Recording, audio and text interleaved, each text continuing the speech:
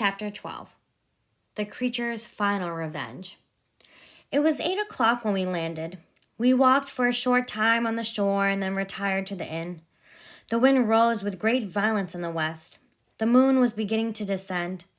The clouds swept across it swifter than the flight of the vulture and dimmed her rays. Restless waves began to rise in the lake. Suddenly, a heavy storm of rain fell. I had been calm during the day, but as soon as night fell, 1,000 fears arose in my mind. My right hand grasped a pistol hidden in my jacket.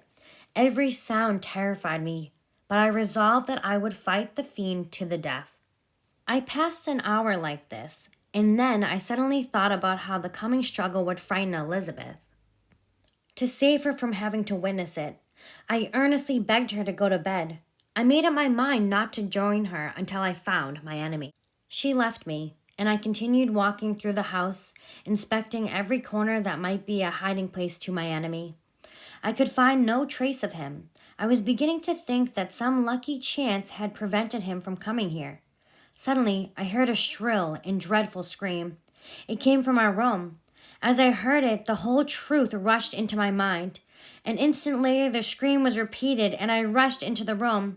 Great God, why did I not then die? Why am I here to talk about the destruction of the purest creature on earth? She was there, lifeless and inanimate, thrown across the bed. Her head was hanging down, and her pale face was half covered by her hair. Everywhere I turn, I see the same figure, her bloodless arms and relaxed form flung by the murderer on its bridal bier. Could I see this and live? Alas, life is stubborn, and it clings closest where it is most hated. I fell senseless to the ground. When I came to, I saw that I was surrounded by the people of the inn. Their faces showed breathless terror, but the horror of others was but a shadow of what I felt. I looked into the other room where Elizabeth lay on the bed. Once again I gazed at Elizabeth, my love, my wife, so lately living, so dear, so worthy. She looked asleep. I rushed toward her and embraced her with passion, but the deadly coldness of her body told me that what I now held in my arms was no longer the Elizabeth I had loved. The mark of the fiend's grasp was on her neck. Just then I happened to look up. The shutters had been opened, and with a sensation of horror, I saw at the open window the hideous and hated figure. A grin was on the face of the monster. He seemed to jeer as he pointed toward the corpse of my wife. I rushed to the window and, drawing my pistol, fired, but he eluded me, ran with the swiftness of lightning, and plunged into the lake. The sound of the pistol brought a crowd into the room. For several hours we searched for him. Nets were cast into the lake, but in vain. Some thought he might have escaped into the woods, and a search party was sent out. I tried to go with them, but I fell at last in a state of exhaustion. I was carried back to the inn. A short time later, I realized the danger my father and Ernest might be in. My father even now might be writhing under the fiend's grasp, and Ernest might be dead at his feet. I returned to Geneva with all possible speed. My father and Ernest were still alive, but my father sank under the news I brought. He could not live with the horrors he had been forced to face. Within a few days he died in my arms. What then became of me? I know not. I lost all feeling. Chains and darkness were all I was aware of.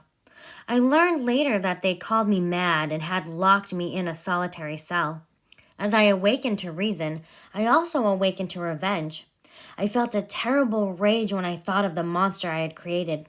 I began to think of the best way to punish him. About a month after my release, I went to a criminal judge and told him the whole story. At first, he didn't believe a word, but as I continued, he became more interested. When I finished my tale, I said, "This is the being whom I accuse. It is your duty to use your whole power to bring him to justice." The judge had heard my story with that half kind of belief that is given to a tale of spirits and supernatural events.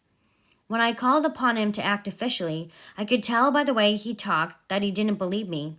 He knew that I had recently been locked up as a madman. He tried to soothe me as a nurse does a child. I left angry and disturbed. The law, I could tell, would be no help. I decided that I had to plan another course of action. My first plan was to leave Geneva forever. I took a sum of money and some jewels that had belonged to my mother and left. My wanderings have taken me over a vast portion of the earth. These travels will end only when I die. I have endured every possible hardship that a traveler might meet. How I have lived, I hardly know. The desire for revenge is all that has kept me alive. I dare not die and leave my enemy alive. Before I left Geneva, I visited the cemetery where William, Elizabeth, and my father rested. I approached the tomb that marked their graves. Everything was silent except the leaves of the trees, which were gently moved by the wind. The night was dark, and the scene was solemn. The deep grief I felt at first quickly gave way to rage and despair. They were dead, and I lived. Their murderer also lived, and to destroy him I must continue my weary life. I knelt on the grass and kissed the earth. With quivering lips I exclaimed, I swear to pursue the fiend who caused this misery until he or I shall die in mortal conflict. For this purpose I will preserve my life. I call on you, spirits of the dead, to aid me in my work. Let the monster drink deep of agony. Let him feel the despair that now torments me. I was answered through the stillness of night by a loud and fiendish laugh. It rang in my ears long and heavily. The mountains echoed it. I felt surrounded by mockery and laughter. The laughter died away, and I heard a well-known and hated voice, apparently close to my ear. It said, I am satisfied, miserable wretch. You have decided to live, and I am satisfied. I darted toward the sound, but the creature eluded me. Suddenly the moon arose and shone full upon his ghastly and deformed shape as he fled with more than mortal speed. I pursued him, and for many months this has been my task. He leaves clues along the way to taunt me and to make sure I follow him. I have seen his footprints in the snow and other clues in the desert. My life was indeed hateful to me. It was during sleep alone that I could taste joy. Oh, blessed sleep! In sleep I saw my friends, my wife, and my beloved country. I saw the good face of my father, heard the silver tones of my Elizabeth's voice, and saw Clerval enjoying health and youth. What the creature's feelings were I cannot know. Sometimes, indeed, he left marks in writing on the barks of trees or cut in stone that guided me. My reign is not over yet, said one message. Another said, Follow me. I seek the everlasting ices of the north. There you will feel the misery of cold and frost. Come, my enemy, we have yet to fight for our lives. Many hard and miserable hours must you endure before that fight begins. I will never give up on my search until he or I perish. As I journeyed north, the snows thickened. The cold increased, the rivers were covered with ice, and no fish could be caught. My enemy left another message. Prepare, your toils have just begun. Wrap yourself in furs and bring plenty of food. We shall soon go where your sufferings will satisfy my everlasting hatred. I bought a sled and some dogs and thus traveled the snows with great speed. I was gaining on him until I knew he was but one day's journey ahead of me. I met some people who lived in the cold regions and got information about him. A gigantic monster, they said, had stolen their store of winter food, a sled, and some of their dogs. He had left, to their joy, in a direction that led to no land. They said that he would soon be destroyed by the breaking of the ice or frozen by the eternal frosts. I do not know how many days have passed since then. Judging from the amount of food that is gone, it is probably about 3 weeks.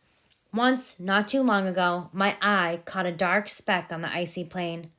I uttered a cry of joy when I saw the distorted figure of his well-known form. I drove the dogs as hard as I dared. After nearly 2 days, I saw my enemy no more than a mile away. But now, my hopes were suddenly dashed. I lost all traces of him as the ice began to break up. After it split with the mighty shock of an earthquake, the sea rolled between me and my enemy. I was left drifting on a scattered piece of ice. The ice was continually getting smaller, thus preparing me for a hideous death. Many appalling hours passed, and several of my dogs died. It was then that I saw your vessel riding at anchor. I had no idea that vessels ever came so far north, and I was astounded at the sight. I quickly destroyed part of my sled to make oars, and so I was able to move my ice raft toward your ship. If I had found out that you were heading south, I would have decided to thrust myself to the seas rather than give up my purpose. I hoped you would give me a small boat with which I could pursue my enemy. But you were going north. You took me on board, and here we are. If I die, swear to me, Walton, that he shall not escape. If he should appear, do not trust anything he says. His soul is full of treachery and evil. Do not listen to him. Think of William, Justine, Clerval, Elizabeth, my father, and of the wretched Victor. Then thrust your sword into his heart. I will be near, and I will direct the steel aright.